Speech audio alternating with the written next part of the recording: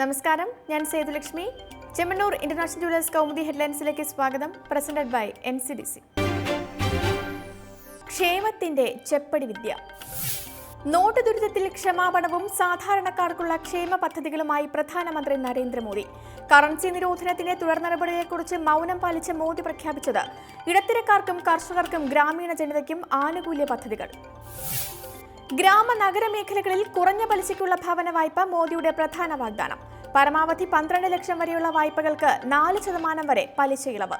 മുതിർന്ന പൗരന്മാരുടെ 7.5 ലക്ഷം വരെയുള്ള നിക്ഷേപങ്ങൾക്ക് 10 വർഷത്തേക്ക് 8% പലിശ. ഗർഭിണികൾക്ക് ചികിത്സാ ചെലവായി 6000 രൂപ അക്കൗണ്ടിൽ നിക്ഷേപിക്കുമെന്ന വാഗ്ദാനത്തിനൊപ്പം കർഷകക്ഷേമത്തിനും വിപുല പദ്ധതികൾ. 3 കോടി കിസാൻ ക്രെഡിറ്റ് കാർഡുകൾ റുപേ കാർഡുകളാക്കും. അതേസമയം മോദിയുടെ പ്രഖ്യാപനങ്ങൾ ചെപ്പടി വിദ്യ മാത്രമെന്ന് പ്രതിപക്ഷ ആക്ഷേപം. ചോര കൊണ്ട് തുടക്കം. തുർക്കി നഗരമായ ഇസ്താംബുളിൽ നിശ ക്ലബിലെ പുതുവത്സരാഘോഷം ചോരയിൽ മുക്കി ഭീകരാക്രമണം. വെടിവയ്പിൽ 35 മരണം, 40-ലധികം പേർക്ക് പരിക്ക്. പുതുവർഷത്തിൽ ലോകം കേട്ട ആദ്യ ഭീകരാക്രമണത്തിന് പിന്നിൽ ഏത് ഗ്രൂപ്പെന്ന് അവ്യക്തം. നിശ പാർട്ടികൾക്ക് പ്രശസ്തമായ ഇസ്താംബുളിനെ ഞെട്ടിച്ച ആക്രമണം പുലർച്ചെ 1:15. അക്രമി സംഘത്തിൽ എത്ര പേരുണ്ടായിരുന്നെന്നോ പ്രകോപനം എന്തെന്നോ അറിയില്ലെന്ന് ഇസ്താംബുൾ ഗവർണർ. സാന്താക്ലോസിന്റെ വേഷത്തിലെത്തിയ അക്രമിയാണ് ആദ്യം വെടിയുതിർത്തതെന്ന് ദൃക്സാക്ഷികൾ.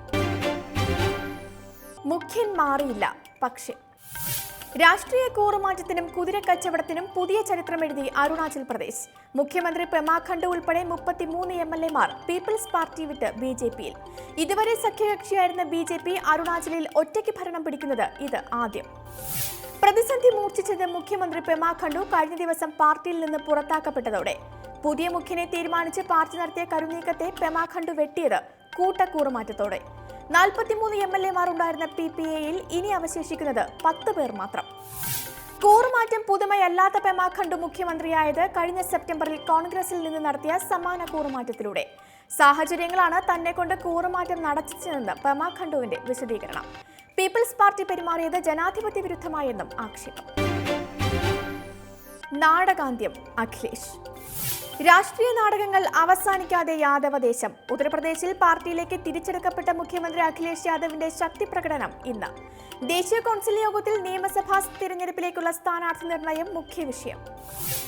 SP-യിൽ നിന്ന് 6 വർഷത്തേക്ക് പുറത്താക്കപ്പെട്ട അഖിലേഷിനെയും അടുപ്പക്കാരൻ രാംഗോപാലിനെയും മുലായം തിരിച്ചെടുത്തത് ഒറ്റ ദിവസം കൊണ്ട്. മുലായം മുട്ടുമടക്കിയത് ഭൂരിപക്ഷം MLA-മാരും അഖിലേഷിനൊപ്പമെന്ന് വ്യക്തമായതോടെ.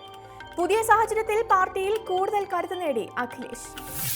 സംസ്ഥാന ഭരണം പോലും അനിശ്ചിതത്വത്തിലാക്കി രാഷ്ട്രീയ കളിക്ക് പിന്നിൽ മുലായത്തിന്റെ കുടുംബ വഴക്ക്. പോര് തുടരുമ്പോൾ മുലായത്തിനൊപ്പം സഹോദരൻ ശിവപാൽ സിംഗും അഖിലേഷിനൊപ്പം ബന്ധുവായ രാംഗോപാൽ യാദവും. ഓർക്കാപ്പുറത്ത് പറ്റിയ നാണക്കേടിന് അതേ നാണയത്തിൽ തിരിച്ചൊടുക്കി കാത്ത് മുലായം. പണമില്ലേൽ പണിയുമില്ല. ശമ്പള പ്രതിസന്ധി മൂർച്ഛിച്ച KSRTC-യിൽ വീണ്ടും പണിമുടക്കിന് ഡബിൾ ബെൽ. DA കുടിശ്ശിക നൽകേണ്ടെന്ന മാനേജ്മെന്റ് തീരുമാനത്തിൽ പ്രതിഷേധിച്ച് ബുധനാഴ്ച മുതൽ ഭരണ പ്രതിപക്ഷ യൂണിയനുകളുടെ സമരം. അതിനിടെ ഈ മാസത്തെ ശമ്പളം എങ്ങനെ നൽകുമെന്ന പിടിയില്ലാതെ കട്ടപ്പുറത്ത് കോർപ്പറേഷൻ.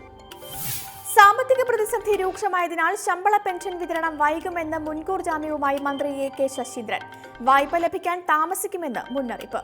കാനറ ബാങ്ക് നൽകാമെന്ന് വാഗ്ദാനം ചെയ്ത 50 കോടി രൂപ കോർപ്പറേഷന് എന്ന് ലഭിക്കുമെന്നത് അജ്ഞാതം. Chemmanur international jewellers Kaumudi headlines presented by NCDC സമാപിക്കുന്നു. പുതിയ വാർത്തകളുമായി 1 മണിക്കൂർ ശേഷം വീണ്ടും കാണാം. നമസ്കാരം.